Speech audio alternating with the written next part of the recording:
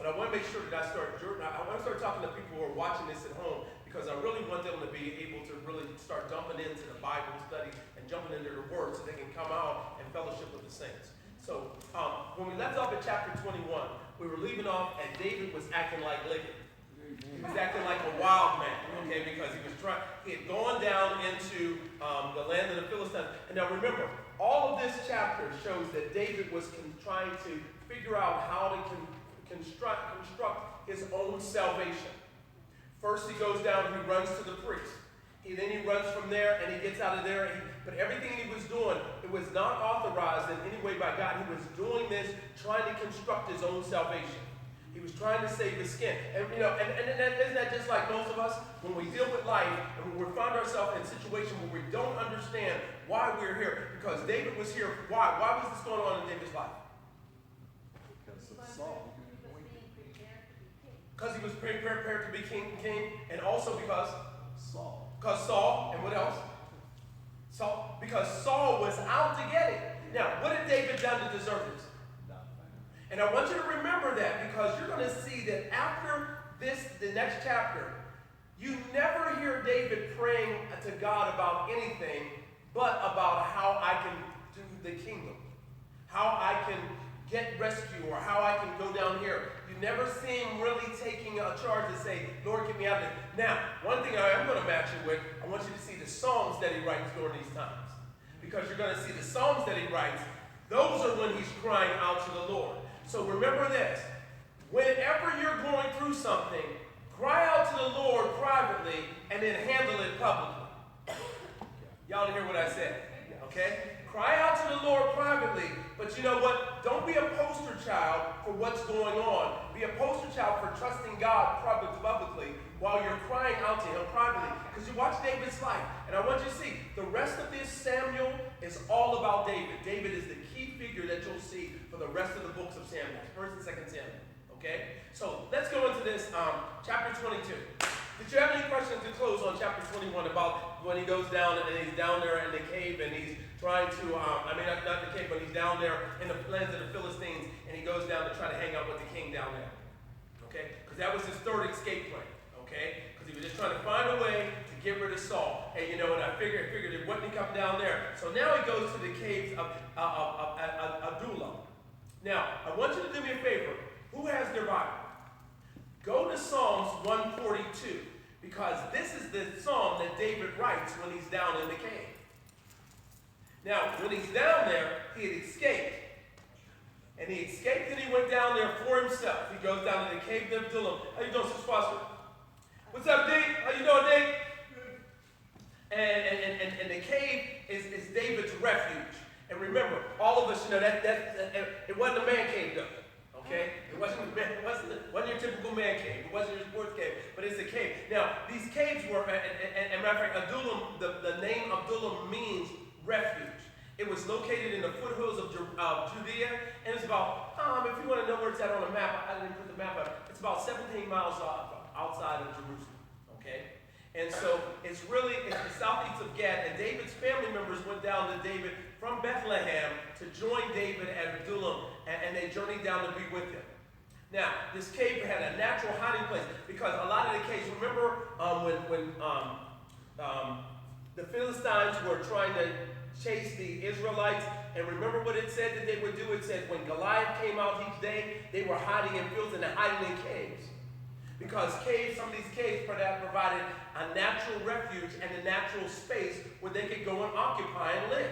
Okay? So some of the caves were very large. And this cave, Adullam, was a very large one. It was large enough so that who went down there to meet and to stay with David in there? His family. So he's got his family down there. So his family are staying there because, and who specifically? Now, this is nice to see, because not only did his family, his dad come and his mom come, but who else came? His brothers. Now remember, his brothers had been kind of opposed to him a little bit when he was dealing with Goliath.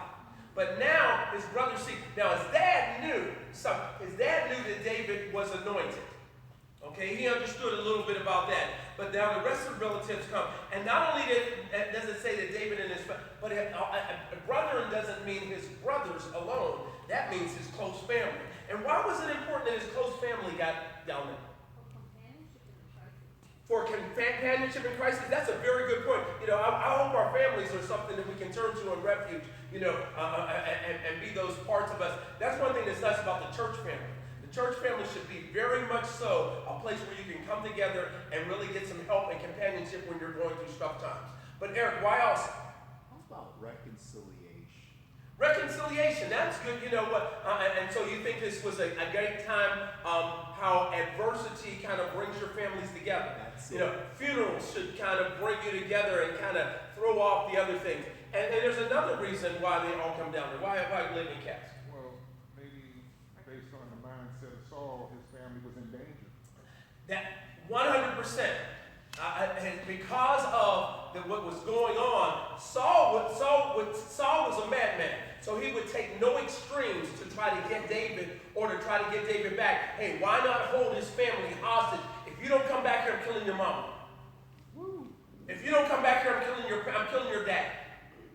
Your family. So not only his family, but his immediate family, all those who he loved, they were in danger because of Saul's madness.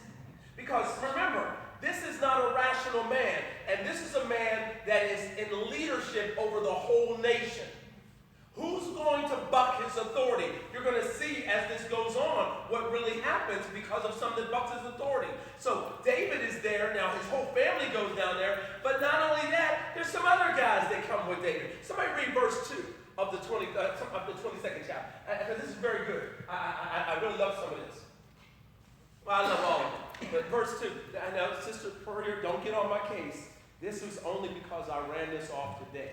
You didn't get this, and we're not going to be doing that. In case we walk into it, I don't want you beating me. Okay, because she made sure she asked me specifically. Okay, so I don't want to beat you. Okay? Then others began coming, men who were in trouble or in debt, or who were just discontented, until David was the leader of about 400 men. Okay, now some of these people, now what kind of band does David have? What kind of group does he have? Ragtag group of people that are depressed and poor.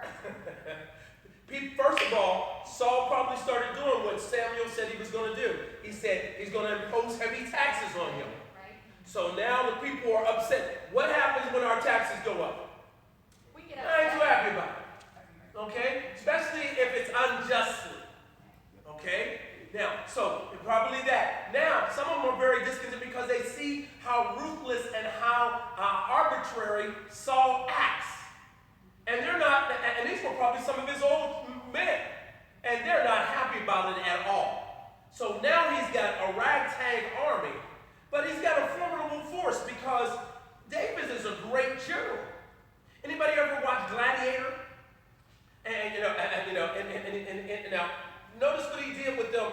Those were men that were just gladiators, but he, being a general, was able to teach them strategy on how to overcome and how to win victories.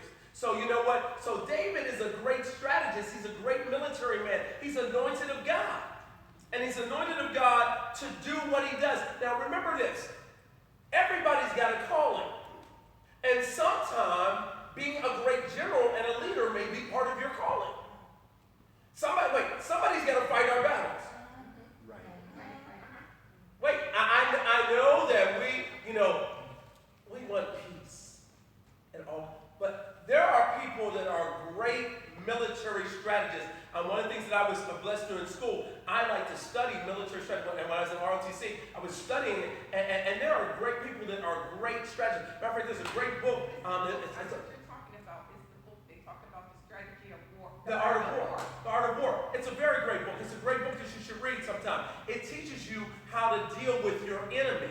And it's a really, really, really good. I can't recommend it to you enough. Just for life. It's a good life book put with the anointing of the Holy Spirit so you can understand how to eat the meat and spit out the bones.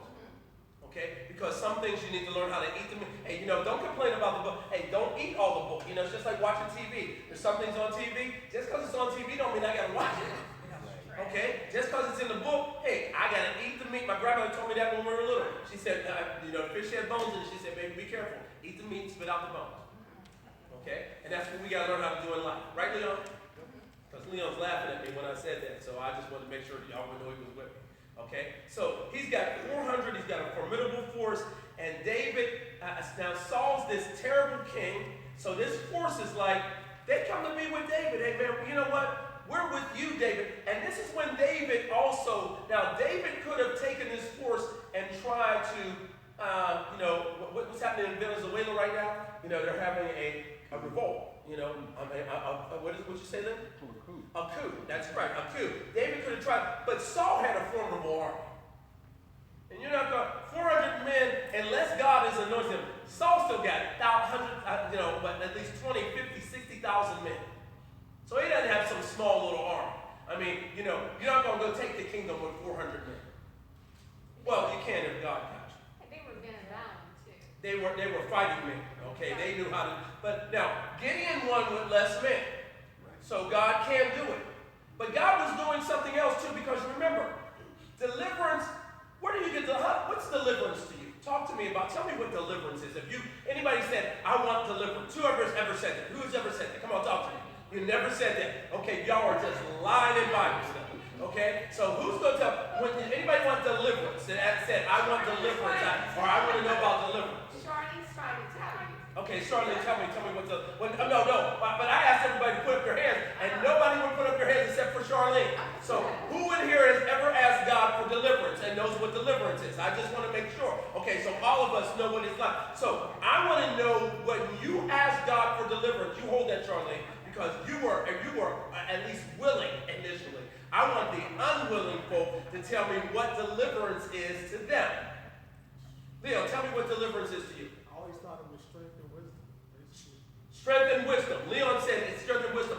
Tell me what you think it is, because it's right whatever you think it is, and then we're going to give more definition and meaning to it. Somebody else. Yeah, it's a lot of things to a lot of people. Well, just tell me what it is to you. To me, it's I want out of this trouble. Okay, out of this trouble. Thank you, Aaron. Anybody else? Well, tell me. Via. Deliverance from the pain of grief. Deliverance from the pain of grief, whatever's grieving me. Anybody else? Now, sorry, go ahead. I'm sorry. Okay, now, I'm just trying to get rid of what's really ailing me or what's really bothering me. And it can be in the form of people. Sometimes I need deliverance from people. It can be a number of things that you need deliverance from your own, I'm thinking today that I need to, what God gave to me today, as I left the gym, I say, God, I need deliverance from me because I need to decrease so that you can increase. And I don't want everything to be about me. So I'm even working, it's so many things. And I like that. And I'm gonna pause on that one because so I asked Princess to say something back there. Okay? But it's deliverance. Deliverance is out of whatever is binding me. Okay? Whatever's keeping me bound, I want deliverance from. Now, one of the things that you'll find out is that if I can get deliverance over me, I can deal with whatever else is trying to bind me. Okay? Because whatever stronghold is trying to, but remember, the Bible tells us, what does it say in 2 Corinthians 10:4, that the weapons of our warfare are mighty to the tearing down of strongholds. Those are things that we need delivered from. Okay? But deliverance, usually we think we have to have deliverance out of it when you can have deliverance while you're even in the midst of it. And what our problem is lots of time is David, although these men were looking for deliverance of what they were dealing with Saul, David realized that I can have my deliverance in this until God give me deliverance out of it. Now, I'll give you a great example of that. Go to Acts, the 16th chapter, I believe it is, and you'll find Paul and Silas in a prison. And they were in prison, and they were locked up, and they were in maximum security. Matter of fact, they were locked in stocks. You ever read that? And while they're in stocks, it says they started singing and praising God. Kind of gives us something we can do when we're going through stuff. It's hard because that's why they call it a sacrifice of praise in Thessalonians. Because sometimes when you're going through stuff, that's when it's the hardest time to get yourself to praise. Y'all talk to me. Right. So Saul and Paul and Silas are going through a sacrifice of praise, and they're praising and they're blessing God while they're in the midst of prison. prison, when they've been unlocked up unfairly because they were Roman citizens. This should never have happened to them. But they're praising and worshiping God, and God gives them deliverance in it, although he doesn't give them immediate deliverance from it. Right. And the deliverance in it transforms the whole situation that they're in. And that's what we can learn about this thing, because God was using this situation to continue to transform Israel toward an eye of righteousness, but also toward transforming David toward being the leader that he was to be. Because that's what you said via earlier. You said God was doing that. So think about this. The next time you're dealing with life, because all of us are going to face it. If you haven't faced it yet, keep on living. Okay? Because it's going to happen. But while you're dealing with it, watch God do deliverance in it. And when God does it, he'll transform the whole situation you're in as he takes you to deliverance from it. Now go ahead and ask your questions if you have any questions. Cass. I just wanted to say, I believe the Lord gives you a grace to be able to do something when you're going through something. It's because of him, it's because of the relationship you have with him. That's right. Okay. So did you hear what she said? He gives you a grace to deal with that in a special way. Okay. Anybody else? Anybody else want to add anything to it? We're in chapter 23. 22. I just did chapter 23. I was studying. Sister Puryear? When you want delivered from something, it's because you can't do it yourself, and you need a higher power than yourself to get out of that situation or to be able to tolerate it while you're going through it. Yes. So, and that's very good to see too, because when you need deliverance, one thing we can only count deliverance from is God. Yes, right. Whenever you deal with people who are in NA or AA, the first thing that they try to recognize, and I have my Bible, I have an AA Bible that I like to study with in my office. And one of the things that the first principle is that you got to call on a higher power for help. Now, their higher power might be higher power. My higher power is always, you got to call on God, you got to call on Jesus, you got to call on the power of the Holy Spirit for help, because you cannot deliver yourself. If you could deliver yourself, you would have done it a long time ago. It's like people would tell me all the time, well, I quit smoking anytime I want to. Well, you know what? If cigarettes are $8 a pack, I'll tell you what, I want to quit. Okay, so, you evidently can't deliver yourself. Okay? So, any questions on that? Yeah, I know I went off on that, but I wanted to go to that because I wanted you to see how how they handle this. Now, did anybody get Psalms 142 for me? I want you to share it. I want you to see what David, now this is while he's in the cave. This is in private. Because what does the Bible tell us? Thank you so much, Eric. What's the Bible tell us in Matthew, the 6th chapter? He says, what you pray to God in private, he will reveal in public. Right. So David's praying this in private. I want somebody with a New Living Translation or a New King James. Yes. Cry out to God. Say that one more time. Via's got a question. What did you just mean when you said, would you cry out to God in private, he will reveal it in public? In the 6th chapter of Matthew, Jesus says, take your prayers to God in private, and when you pray to God in private, he will reveal those answers in public. And many times what we do is in our situations, if I go to God in private and I'm praying and I'm talking to God in private, a lot of times God's going to show you the opening of how he moved in faith in public, the things you were praying about, the people you were concerned about, the issues that you were going over in your heart and mind. God all of a sudden reveals in public, hey, here's how I've taken care of it. I've got my enemy with too much strength. Lord, break my enemy. Lord, give me victory in that realm. And he reveals that in public. But it's because of what we've done in private in our prayer time. When you say public, that means so everyone Openly. Yes. Good question. Because one thing to remember, what people sometimes get to do is they get delivered from sometimes your victory gives other people deliverance. And then also your victory gives you a test power in your testimony because we overcome by the power of our testimony. Okay. Somebody want to read that? Who was reading that? Tanya, did you have that? John, did you have a question? Oh, Tanya beat you. Go ahead. It says, I cry out to the Lord with my voice. With my voice to the Lord, I make my supplication. I pour out my complaint before him. I declare before him my trouble. When my spirit was overwhelmed within me, Then you knew my path, in the way in which I walk. They have secretly set a snare for me. Look on my right hand and see, for there is no one who acknowledges me. Refuge has failed me. No one cares for my soul. I cried out to you, O Lord. I said, you are my refuge, my portion in the land of the living. Attend to my cry, for I am brought very low. Deliver me from my persecutors, for they are stronger than I. Bring my soul out of prison, that I may praise your name. The righteous shall surround me, for you shall deal bountifully with me. Now, now remember, there's a balance too that you want to keep, because I want to make sure I say this. You know what? David takes his complaints to God. Amen.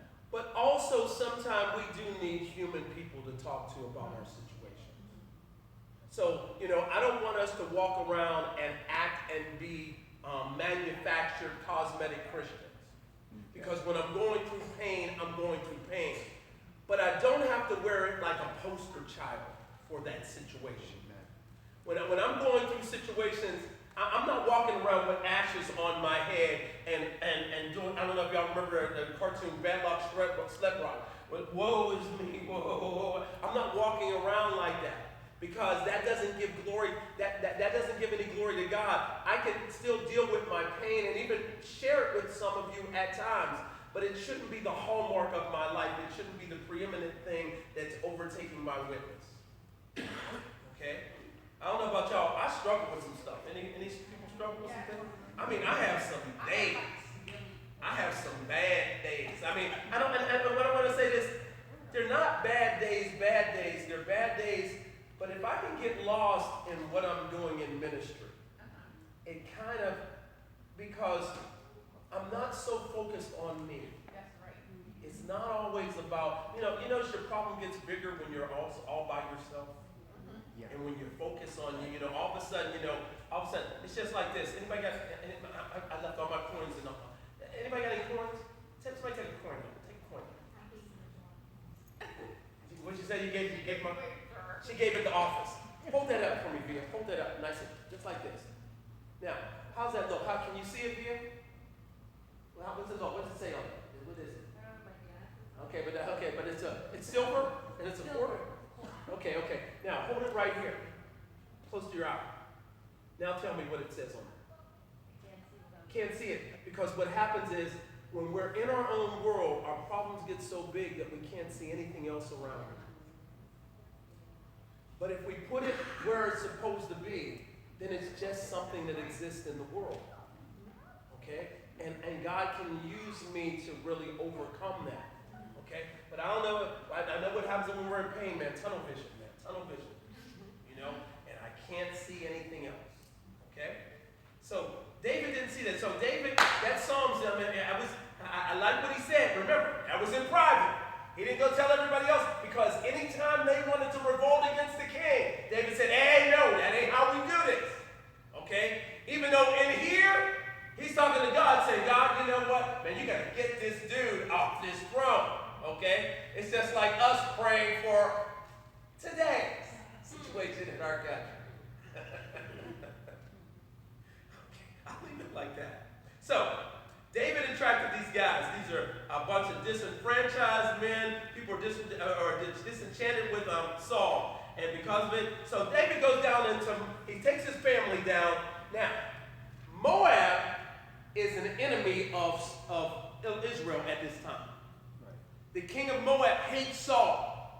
But David goes down there with his family. Why? What'd you say, Sister Boston? His great-grandmother. What was her name? Ruth. And what was her husband's name? Okay. And this is David's great-grandmother.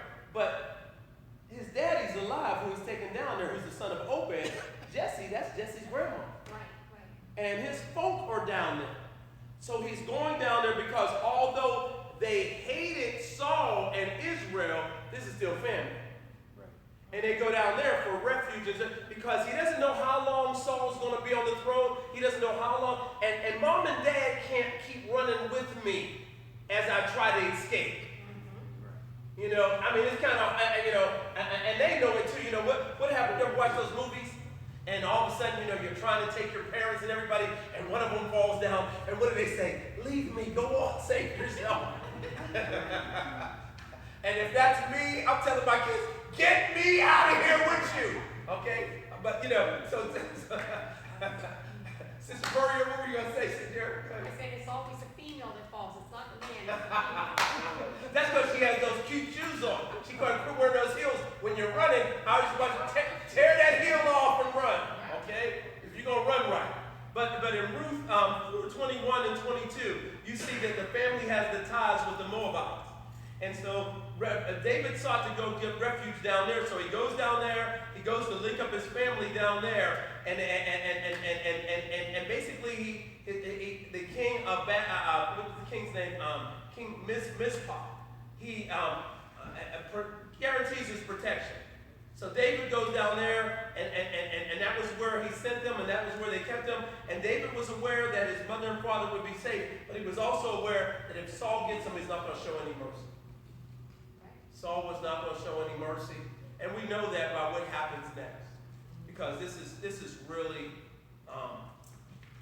this is one of the stories of truth that is written even in the book of Josephus, and other Jewish historians write about it. Even in I think it's the Babylonian Talmud, they even add stories onto the viciousness and the heinousness of this crime that Saul commits against his own people. Okay? So, while David is departed, David is down and David still needs help. Now look at the difference. Now, David shows us something that we should see as well. Go to verse 5.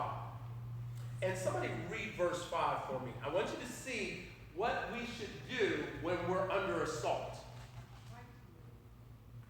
Somebody read this. I cry to you, Lord. I say No. Out of Samuel verse 5. I'm sorry. Samuel 22 verse 5. We switched over now. Somebody read that real quick. Come on. And the prophet Gad said unto David, Abide not in the stronghold, depart, and get thee into the land of Judah. Then David departed and came into the forest of Heres. Now, David, in the midst of it, is still now everything's changed. Everything that he does, starting in chapter 23, is I'm getting advice from God. Remember, chapter 22, and started all the trouble. Everything he did was trying to save himself. Look, read it. He goes down, chapter 22, he goes down, he goes down lies to the priest, sneaks out of there, goes over into the wrong land. He's sneaking around trying to save himself. But everything after that, this chapter's gone, he says, look, if I'm in it, I'm still in it with my winner. I'm in it with God. Because can we tell the truth in here? Sometimes when we first get in this situation, the first thing we try to do is, I know I can figure my way out of it. Yeah. Somehow, I call my contacts out, get my networking. Y'all talk to me. Come on, I know I'm not the only one. We start figuring, because we are really experts because we figured out before. And we'll go to old additives. Maybe I can lie my way out of this, because I can't get permission, but I'll ask God for forgiveness later. Okay? And we try different things. But now he decides, hey, I'm just going to trust God. So the prophet Gad, just like Saul was supposed to basically rely on the prophecy of Samuel, he relies on the prophet Gad. And Gad advises David, and he advises him while he's and running in the midst of the caves and stuff. And so David has this respect for this prophet, as he should. And he asks him, and he says, hey, David, look, the Lord's talking to me. Saul's going to come after you. And the Lord's telling me to tell you, get to the forest. Okay? Don't stay in here because you're going to be trapped. So he gets to the forest. He says, you got to leave here. And because as soon as that happened, Saul heard that David was in the caves. And then he discovered that the men were with him. And so Saul heard about David was around, and he was coming after him. So but now he got to the force. And this is really important, because when you're dealing with a situation in life, make sure you got some strong spiritual advisors to help you when you're in trouble. Okay? Get some strong, you know what? I said this, and you'll see this. Eric, I sent you that paper last night on companionship, okay, and friendship. And one of the things that's very important for us to get, you know what, if you're a Christian and all your friends who you consult with are non-Christians, something's really messed up with your walk. Amen. You have to get Christians who will tell you I know I don't like people to tell me I'm wrong, but I need them in my life. Amen. I need Christians that will come back, but will put their arm around me and walk with me and say, come on, let's walk over here, but you know you're wrong. And you need to straighten this up, okay? Because God ain't forgiving that. You need those kind of people that can tell you, hey, you know what, you're not thinking clear right now. God, let's pray, because God got a better answer for you, okay? And be one of those friends. Now some of those people will appreciate it. Some people will, love you for it. Todd just laughed. She knows what I'm going to say. What else will happen, Todd? Some will stop speaking to you, okay? They will say, thank you so much. I'm glad you're in my life, and I don't want to see you again. Okay? They won't say it. They'll just do it, okay? Because they needed the advice, but they didn't want to hear it. I had a friend of mine tell me, it was the nicest backhanded compliment that I've ever received. He said, when I want somebody to just hear what I'm saying and go along with me, I call so-and-so. But when I want the truth, I call you. Now that was nice, but I know what he was saying. Man, you're going to tell me straight up, and I ain't going to want to hear it, but that's who I'm going to call. Okay? And it's nice to be that kind of friend, because I got a couple friends like that. I know, man, I really don't want to make this phone call right now, because I know what you're going to tell me. The first thing you're going to tell me is to examine myself. And then secondly, you're going to tell me how I'm wrong and what I did wrong. But I need it. I need it. Because if not, I'm going to hurt myself. Okay, so let's go on a little bit deeper. So now we've got this heinous crime. So where's Saul at in verse? Y'all read some of this. Where's the next part of this scene take place? Next part of this scene. They're hanging out where? Down under where? Under a tamarisk tree. That Saul's down there, lounging with his men, crazy as a bedbug. Okay? He's just crazy, all right? And all of a sudden, he's got his spear in his hand because, that's crazy. That's like walking in a room, that's like Scarface, okay? You're walking and they're in a room with a gun in their hand and they got a machine gun and they just sitting there and they upset with everybody, and you don't know what, matter of fact, and especially if you're one of the military, because you got to be there. But you know what? You don't know if this is going to be you next.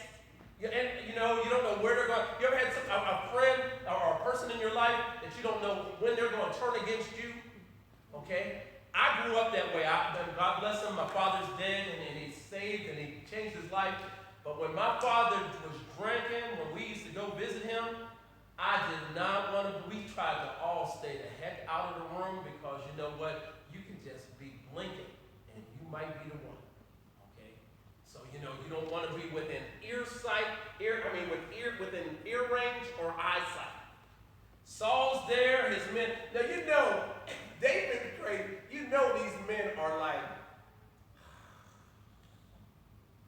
because you're winning. The king's crazy. Y'all don't have no crazy folk in your life. Okay, anybody got crazy family? I got crazy family. I got some crazy family members. And something crazy is going to go on at any time. Good. Gloria's back there laughing. Okay, she's laughing. She's laughing way too hard, okay, not to know exactly what's going on. So Saul's there, and he's there with the army, and he turns on his own people first. What tribe is Saul from? Benjamin. And who does he turn on first? Benjamin. Look at verse 7. He immediately, now, it would seem to me, don't turn on the folk that's going to be with you in thick and thin the most. Okay? But Saul's crazy. And he turns on them, and what does he accuse them of? Treason. And explain what losing this opportunity would take place. Sister Foster, go, you were saying. Go, what were you going to say? Trying to kill him. Trying to kill him. And why were they trying to kill him? Put David on the throne. To put David on the throne, and let's go on with his explanation of it. Because you know what? When you're crazy, you can think crazy. And you can think crazy all the way through. Because paranoia now takes place. Oh, his own son. And everybody, y'all don't even tell me my son was against me. And not only that, y'all have all been bribed. Yeah, what did he promise you, Eric? You're going to be a captain in the army? I mean, he's going crazy. This is a crazy man. When he's paranoid, everybody's against him. The sin has overcome him so that you Benjaminites. Yeah, what does he promise you? You know, my own son is against me, and you didn't even care. You didn't say anything about it. And it seems that he fears his men. All of you are going to leave me and go be with David. I know y'all are that, and he's laying in wait to kill me. And was David trying to kill him? No. Matter of fact, David wasn't even thinking about it right now. David is trying to get away, but he's insinuating that David has a plot on his life, that Jonathan has agreed to plot with him, and that all of them are in this great conspiracy. I feel like I'm in 2019 in America. That everybody is conspiring to take him down. Look at this. If you read this jealous spirit, everybody's in league, verse 8, with the son of Jesse. None of you are sorry for me. You don't feel bad for me. You're not upset for me. You're not concerned about my son turning against me. That everybody's lying in wait against me this day. There's nothing but leagues against me. Listen to this. He can't get enough. I mean, this is just, could you imagine living under this condition? And you're in the army, and you got to be with this guy at all times. And he leaves no one out. I mean, everybody, he accuses everybody of being against him. So whenever the king's crazy, there's always an opportunity. Have you ever been around, remember this. If people don't want somebody on you, they will point to somebody else. Who's the opportunist here? Doug the Edomite. Diab the Edomite. You had a question. I can tell when she has a question because of glasses.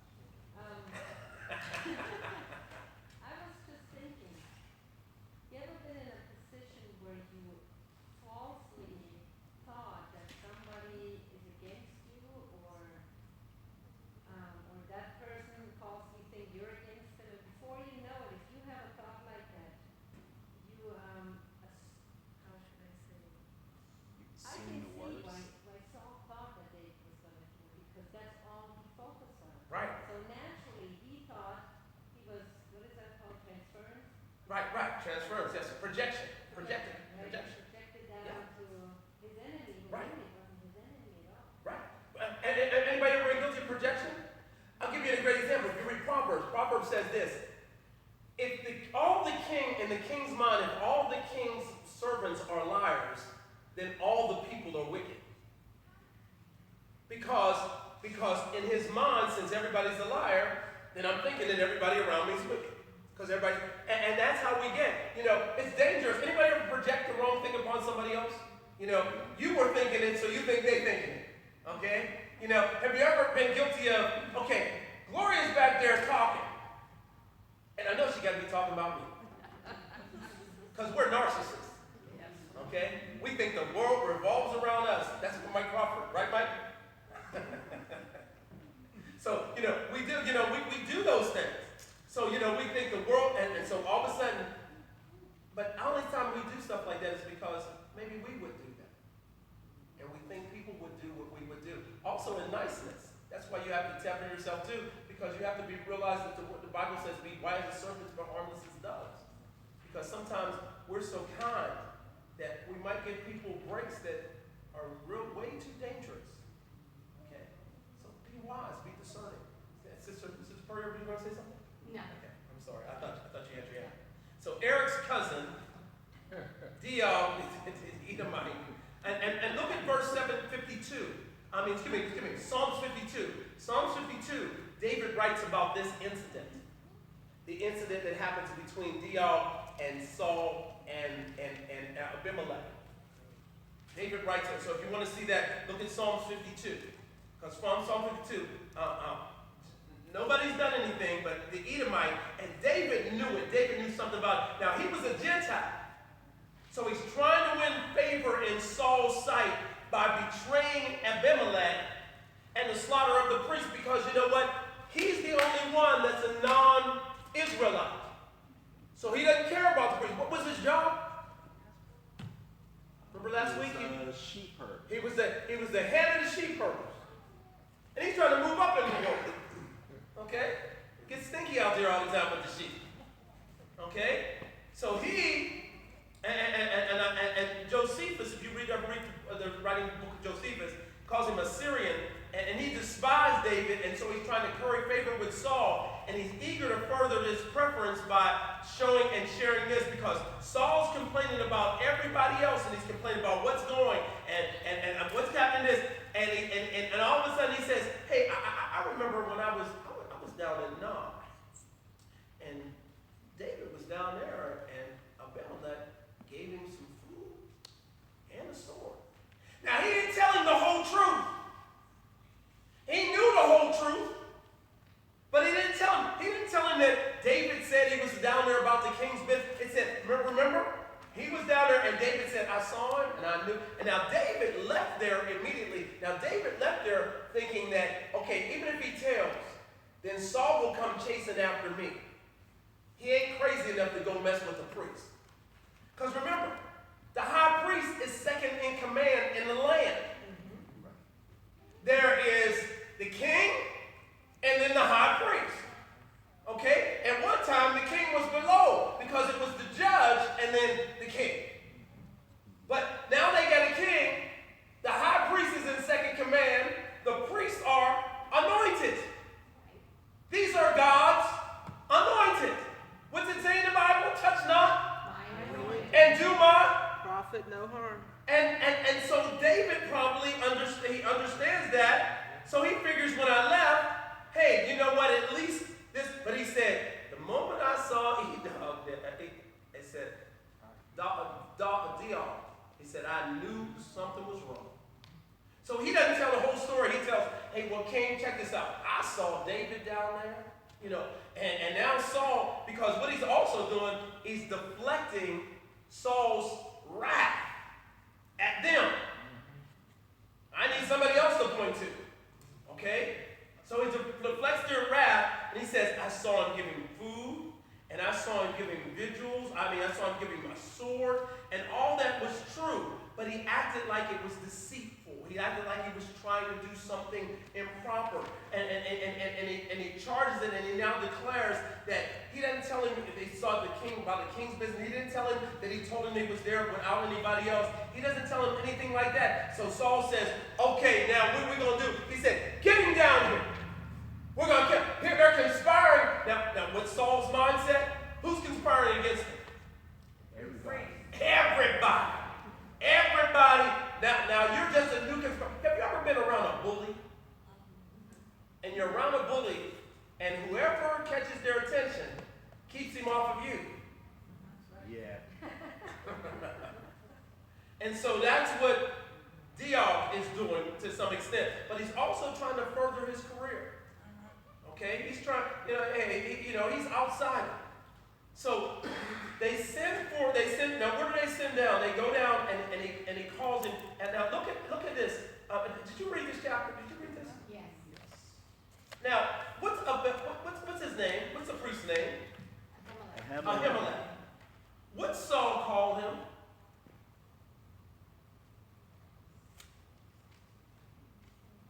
He never refers to him by his name. He calls him the son of Hittim. He doesn't refer to him. Saul says, in verse 12, he says, I now And Ahimelech answered him, even though he didn't refer to him as the priest. Even though Ahimelech refers to Saul as Lord, earthly Lord, he doesn't refer to him as a priest, and he doesn't refer to him by his name. He's totally disrespecting him. I mean, he's already got it in his heart what he's going to do. He's so full of hate that he's got a mindset that his intentions are already to kill the innocent. I mean, look at the ruthlessness of, how could something so right turn out to be so wrong? Remember how we found Saul when he first came? Scared to be king. Following after, whatever you tell me to do, Samuel, that's what I'm going to do. And look in a few years how something so right turned out to be so wrong. All because of what? Self, sin, consumed with his own will, then paranoia, not disobedience to God, and look at where it's all taken. It's amazing. So here, he doesn't refer to him as his prophet. He doesn't refer to him as the second in the kingdom. He doesn't give him the honor due. But Ahimelech still honors Saul. He gives Saul his honor.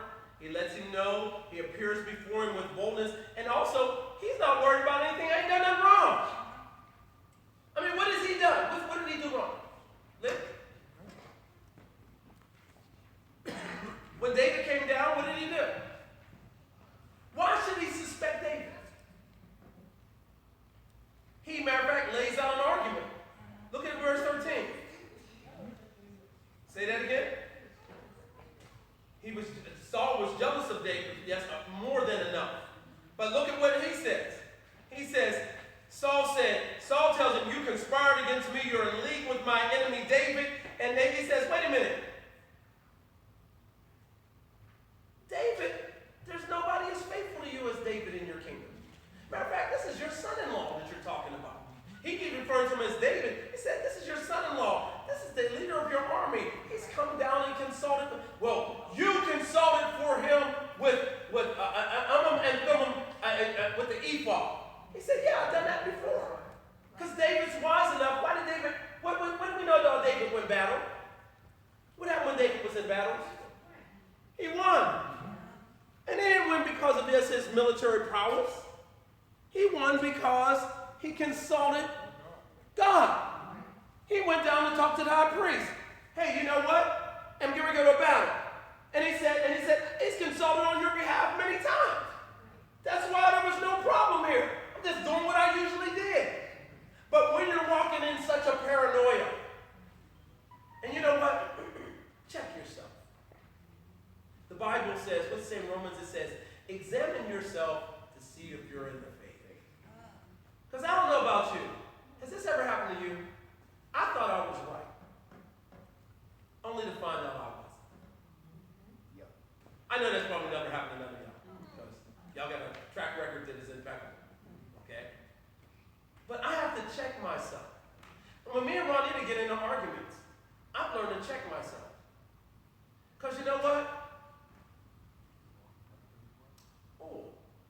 I'm not remembering that like I should have. So I got to try to find a way to save face. I'm sorry. Wait a minute. Let's talk about. We want to go on vacation in a couple months. Okay. But check yourself because you might find out. I think it's better sometimes to check yourself first before you get into the rest of the story. Because we get messed up too. Okay. We have bad mornings. You know what? I have people talk to me sometimes. I had one member, I'll never forget. They hadn't been around for about 3 or 4 months. And I called, and you know what? I haven't been around. I said, well, what's really the problem? Well, you know what? I was talking to you that one Sunday, and you didn't say anything to me. Look, 500 people were talking to me so much. I didn't even notice. I try to touch everybody. I try to contact. Hey, I want you to know I appreciate. But you know what? Especially if somebody's talking, and I said, you know what? Gotcha, I understand. I said, are you all right now? Yeah, I'm all right now. Good. Well, you know what? You could have called me the next day. Well, you know what? I figured since you didn't want to be bothered then. I don't want to be bothered then. That's not counseling hour. But I didn't say that. I didn't say that. I promise but I did eliminate them from my Facebook. Because they want to counsel on Facebook. I'm not going to counsel with you on Facebook. That's not the place to counsel. Amen. Okay? Matter of fact, do me a favor. When you go on counsel on Facebook, quit telling all your personal secrets. Don't go on there asking for advice. Don't go on Facebook asking for advice. Okay, please. Hey, tell all your friends that. I had somebody share that. They said, I'm trying to figure out what to do in my relationship. Well, you know who's going to give you the first best of advice. The people that are most discontent with whatever's going on in their life in that area. Okay? Don't get advice. It's just, long story short. You'll get advice from people who are not qualified to give it. My thing is this. If you're going to tell me how to be a millionaire, I hope you at least got $1 million. Okay? If you, Elizabeth Taylor, when she was alive, would not have been my first person to call for marriage counseling. Okay? After 7, I know you've had a lot, but still you haven't gotten this right. So, I think it's, it's a watchful situation. So anyway, he goes to him, Ahimelech is reminding him, Saul, man, David has won tremendous battles for you. He's an honorable man. Did you inquire for him? Yes, I did this in the past. I've always done it. I've done it so many times. He said he was about your business. He's engaging in war. He said these men had sent him. So don't try to charge me with anything, because Abimelech is he understands what Saul's trying to do. He's trying to charge him with what? Treason. With a crime and conspiracy against them, and aiding and abetting. So he's got all these things. And now, what's Abimelech's defense? Sergeant, everybody ever watch Stalag 13 when you were younger? Sergeant Schultz. What did he used to say? I know nothing. I know nothing. He would, his defense was, I'm innocent of this. I wasn't part of this. I don't know what's going on between you and David. That's not none of my business. He didn't tell me he was running from you. And don't do this to me. Now, what happens next? Disaster. Who's he tell to do it first? His men. Saul's men. Now, why don't they do it? Because they know better. They know better. Now, that's disregarding an order from your general. But what do they know? These are men of God. These are the priests. We don't do this to priests. Now, God used this to further something that needed to be completed from an earlier sin passage at the beginning of Samuel. Because at the beginning of Samuel, there was a man named Eli. And Eli, because of his respect for his sons and disrespect for God and the authority and place of authority, God told him that you will never, matter of fact, your priesthood will end. And that your sons will die. Now, what happened in the first battle? His sons died. But they had a child. And his son's name is? Had 2. And then his son's name is? Abimelech. And so now, God's going to use this, although this is in no way the way he planned that to come up. He wanted it to be orchestrated, but he uses this to further what he had done, what they had done wickedly against God. As a matter of fact, you're going to even see his son Abiathar taken off the throne, because when David dies, Solomon extricates him from his role as high priest. And it puts somebody else in that role to complete what God had said about Eli's family no longer being a part of the priesthood. Okay? So, what happens, Saul is no way exonerated from this. He no way gets around this. He doesn't get a special call from this. But we see that this furthers what God had already cursed Eli, what happened in his life. Now, I know you got a question about this, because this is really, why would God do it this way? Go ahead and ask me. What would you know question? This seems a little, but God uses Raising anybody this to do his. man to That's right. accomplish his will. God, I mean, look at Nebuchadnezzar. Nebuchadnezzar did what he did. Look what he used. He used Babylon to chasten Israel. Okay, so God uses the dysfunction of other things and other people to carry out his will. So the men said, I'm not doing it. Yeah. I got my glasses on, so I couldn't see. Is it possible that, when I read this, I thought of all the priests, it's just so unfair, right? And I thought, God values physical human life a lot less than spiritual life. Okay. And is it possible because he sees the value of the spiritual life, the afterlife and all that, as such a big deal? Or that that's our main Objective. objective? That the physical life is only a mere speck in time that really is, in the big scheme of things, maybe not as important. And that's a good way of kind of us rationalizing and theorizing it, because he says, well, I would say in 2 Corinthians, the 4th chapter, maybe verse 16 or 17, it says, while we look not at the things which are seen, but at the things which are unseen, for the things which are seen are temporal, but the things which are unseen are eternal. And Paul talks about how, I'm not worried about what's happening with my body, because this is only a 60-minute, 60-hour, 60-year event. That could be a way of God looking at it, because one thing, why they kill all the priests? Okay, I know he represented one, but Saul was intent for slaughter. Okay, so maybe that's God was, because even when you look at Job, Job was more blessed in heaven than he was on earth, because not only what did God give him after he lost everything, he gave him double everything. And he also gave him double children, because he got more children. So he had more souls in heaven that he could bless God with. So that's a good question. These are some of the ones that I said on Sunday, that I wonder about. Like God knows how to bet. And what I love about it is, whenever I try to judge anything that goes on, I try to judge it according to God's character. If I know certain things about the character of God, then I know that this is all working together to the good of them that love God or called according to his purpose. So that's really how you evaluate what's transpiring.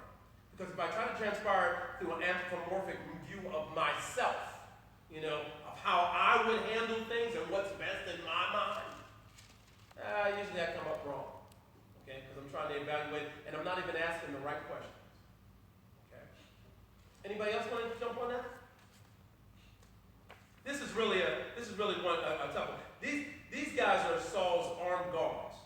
These are his bodyguards. And they decide, no, we're not killing the priest. So what's he tell them to do next? Saul said, kill them all. He said, what they say? He calls on Doeg. He calls on Doeg. And what Doeg said? Oh, I'm a man. He said, hey, you know what? If this advances me, That's right. all right, you know what? I'm moving up in rank. He says, you do it, Doeg. And he does it barbarically. Because he doesn't, thank you, Lick, he's all in. I told you, there's writings about this. All the priests weren't there. And then all the priests do show up. Now, the reason why his son wasn't there